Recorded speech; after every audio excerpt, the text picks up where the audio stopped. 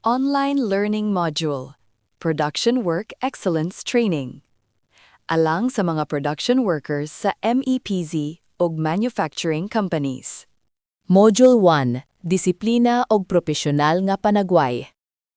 Sa production, ang disiplina mao ang pundasyon sa kalidad. Ang production worker dili lang ordinaryong trabahante, ikaw ang nagahimo sa produkto nga ginabaligya sa tibok kalibutan. Kung gusto ka nga mas daghan pang workers ang mahimong disiplinado og propesyonal, like og share kini nga training para daghan pa ang matabangan.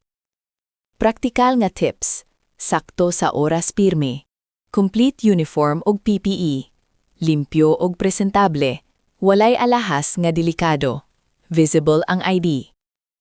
Workstation discipline. Organisado ang tools, sundon ang 5S, walay kalat, standardized ang proseso. Ang limpyo nga workstation, mas luwas nga trabaho. Module 2, Safety First, Walay Kompromiso.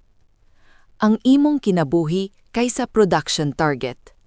Ang usa ka sayop mahimong aksidente. Kung naka-learn ka ani nga module, ayaw kalimot pag-like ug pag-share para mas daghan pang workers ang maprotektahan. Safety reminders. Sundon ang safety signage. Ayaw pag-shortcut. I-report ang hazard. Siguruha nga safe ang makina. Ang maayo nga worker dili paspas, kundili luwas ug husto. Module 3, Quality Work. Dili lang paspas, kundili sakto. Ang kalidad dili ginahimo sa supervisor, ginahimo sa worker. Kung proud ka sa imong trabaho, ipalapnag kini nga mensahe, like ug share para daghan pang ma-inspire sa quality work. Tulo ka lakang.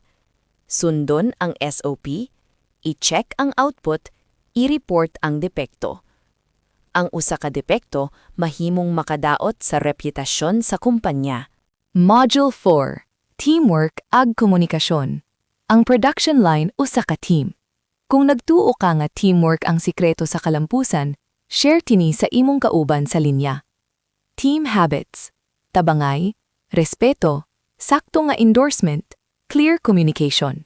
Ang maayong team makaabot ang target nga walay stress.